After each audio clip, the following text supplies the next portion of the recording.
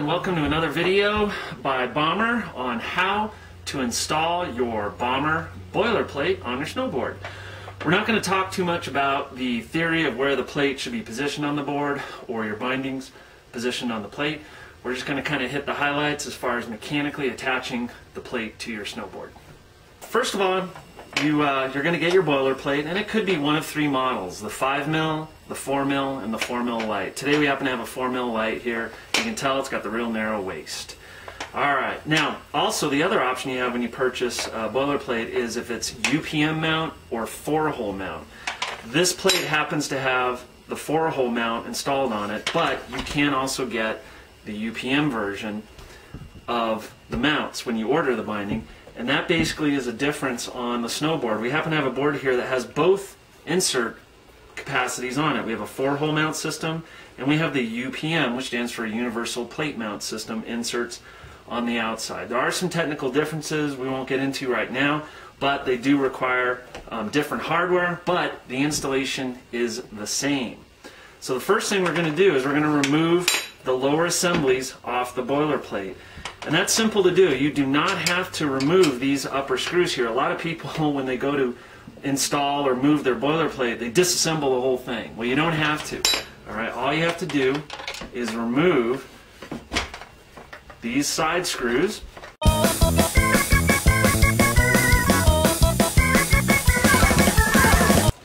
Okay, and as you noticed, I'm using the handy dandy 5mm hex key here.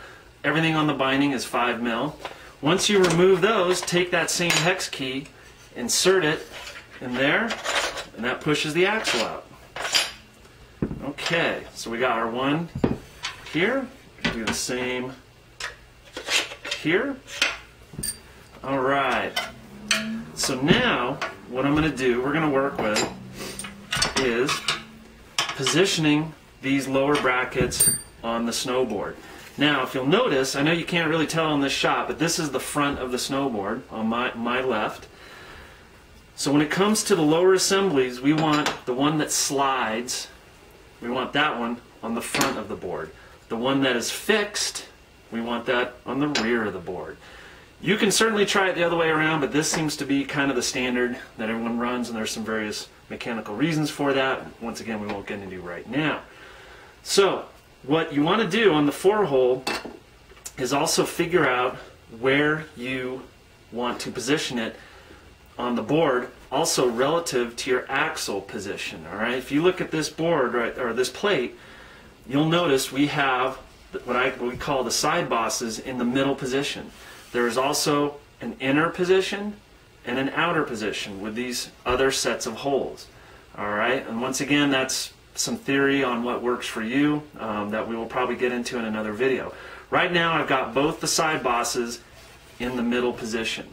Okay, so what I know from that is when I grab the Wonder Bar, which is an optional tool that helps you install the boilerplate, it's not necessary, but it certainly makes it a lot easier, is I'm going to use these center 2 pins. Alright, and those pins go into the 2 holes in the lower assembly. You'll see 2 holes there, and you'll see 2 holes there. So what I do is, I take those 2 pins, line them up in those 2 holes. I do the same here. Alright, so now the whole assembly moves like this. It is in alignment. No matter what I do, these will be in alignment. So at this point, I can look down and see what set of holes become available to me. In this case, we're going to go with this set of holes. And once again, where this positions on the board has some theory to it that we're not going to get into right now. But anyways, I'm going to line up a set of holes here and a set of holes here. Make sure that Wonder Bar is inserted in the holes. I'm now going to take our mounting screws, all right, with the countersunk washer, and I'm going to install all of them, but not tighten them down. I'm just going to put them in so they're about half a turn from being tight.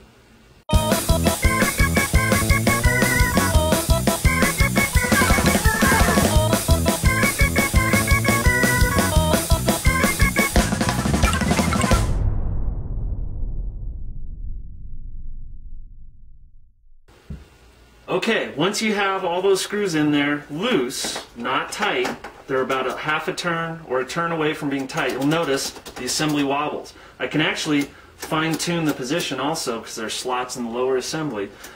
But get it to a spot where it's floating. What I like to do then is just push down on the center of the Wonder Bar, take my 5mm, and I tighten down just 2 of the screws. I tighten down an opposing 2. Alright, and just snug them. You don't have to crank them right now. At that point, it's not going anywhere. I cannot move it. I can now remove the Wonder Bar, and these are perfectly aligned. So what I'll do now is I'll go back, finish tightening all the screws. Alright, those lower assemblies are perfectly aligned. What I'll now do is I'll take the front one with the sliding bearings. I'm going to move those bearings all the way back, get it set up.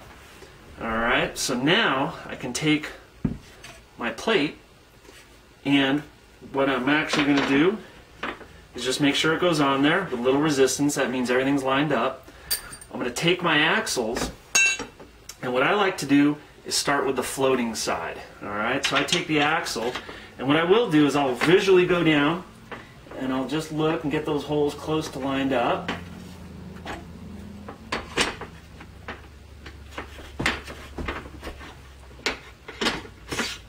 Okay, put it all the way in. At this point I'll do the same thing on the fixed side.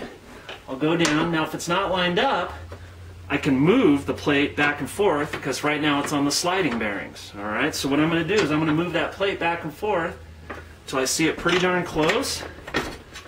Put it in. There's a little resistance. Take your 5mm key, put it on that axle, push it in. Alright, that is now installed. What you need to make sure is you put the axle lock screws back in.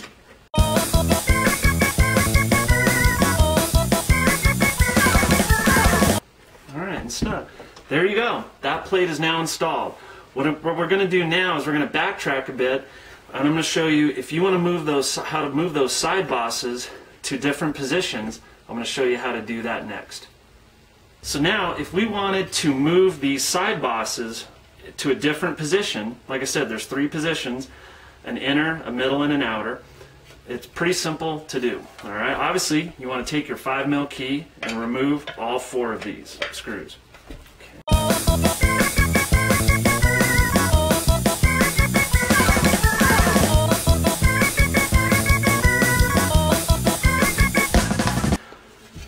Okay, now with the side bosses removed, what we're going to do in this case is we're going to put them on the outer position. So, as simple as that, I'm now going to I can leave these on the ground, and I'm going to position the plate and reinstall the screws with the side boss on the outer position.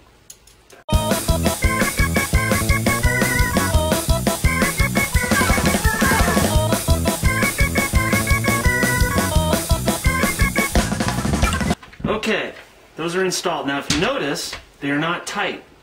These side bosses wiggle, alright? They have some play in them. Because we need to make sure these are aligned, the hole down the center here, they're concentric with each other. So what I'm going to do now is take one of my axles, insert it in. Okay, it stops, alright? At that point, what I recommend is I would take your hand and hold it like this so that you're tensioning the side bosses to one side. You could do it the other way if you wanted. And then at that point, now tighten those 4 screws. Okay, what I like to do is make them snug. Alright, don't crank them down yet, and double check. Sure enough, no interference. That is a perfect fit. If it wasn't, I would try it again, or try maybe pushing the axle the other way. But anyways, the point is, this is what we want. We don't want any interference. We don't have to force that axle in. If you grab a hammer, try to drive that axle in, I will hunt you down, I'll find out where you live, and I will void your warranty. So, should have no resistance. Now at this point, I'm going to go ahead, crank them down, because I know it's lined up, and then remove the axle, and then I go ahead and install it on the board as we just showed you earlier. Okay, now we're going to just briefly show you the UPM version. Alright, everything's actually the same. except on the UPM version, make sure that you have where it says here center with an arrow. That means the center of the board. So on this one, once again, the fixed bearing goes in back, the sliding bearing goes in front, and it tells you which way it needs to point to the middle. You can use the Wonder Bar. It will work with the Wonder Bar. However, in this case, we're going to kind of just briefly hit on doing the non-Wonder Bar method. So what you do is get it close. All right, you need to get it close to where you want them and install the screws.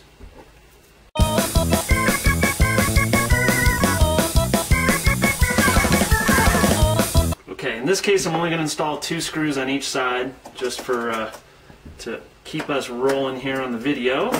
So as you'll notice, these have some play in them, all right, a little bit of movement. If you run a 4-hole setup, there'd be a lot more play.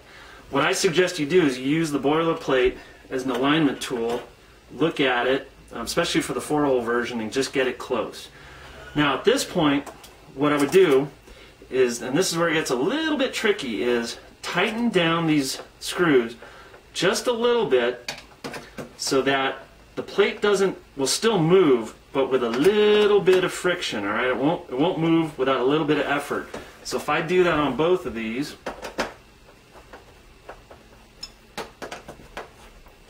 okay, still able to move, but it takes a little bit of effort to get it to move.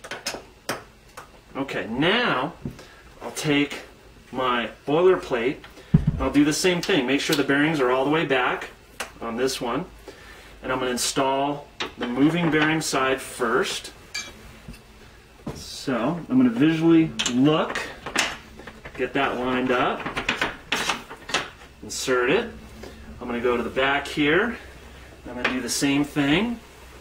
I'm going to get it visually close. Alright, there you go. All the way in. Once again, if it's a little sticky, use the wrench. Now, at this point, the plate is acting as the alignment jig. Alright, so those blowers are in alignment. However, they're not tight. So what we have to do is now gently remove each of the axles, trying not to move the assemblies. Gently remove the boiler plate. Now what I suggest is hold it down and snug those.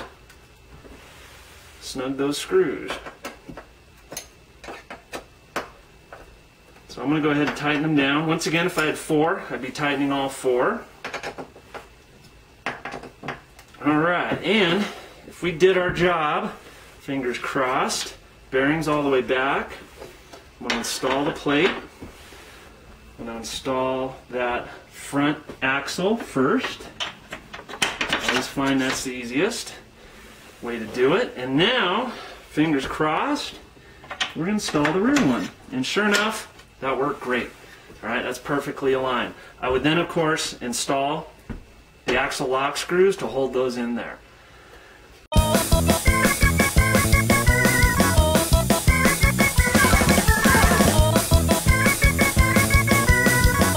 Okay, one thing you need to check for, if you're not using the Wonder Bar, you have to make sure that those bearings on the sliding side are all the way back.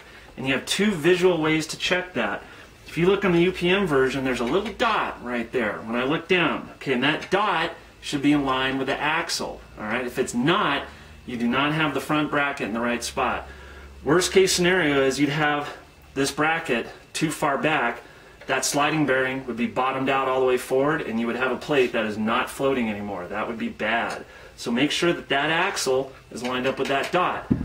On the 4-hole version, similar, you'll see 2 dots on either side of the bearing. Alright, make sure that that bearing, sliding bearing, is lined up between those 2 dots. The bad place the bearing would be here. Alright, that means there's no more travel left in the system. The board will not ride well. This is not the design of the boilerplate. It must float. So the bearing has to be lined up between those 2 dots. Alright, you also have one thing we want to mention is when you're putting your bindings on here, and you're putting your trench diggers on here, this is the normal trench digger lower assembly. Okay, it's got the big E-ring and the large cant disc. It's a little redundant, right? This suspension and this lift you do not need. You have all that in the boilerplate. So what we suggest is convert over to the BP cant system. It's the same, functionally, it's the same. You got 0, 3, and 6. You have a E-ring on here, but it's much lower and it's much lighter. All right, doesn't take up as much room and height and weight as the standard one. So that's it today on installing our boilerplate. Like I said, we're going to probably make another video here soon talking about the theory of where to place the boilerplate relative to the board and the bindings relative to the boilerplate. Thanks a lot, and if you have any more questions, just contact us at bomberonline.com.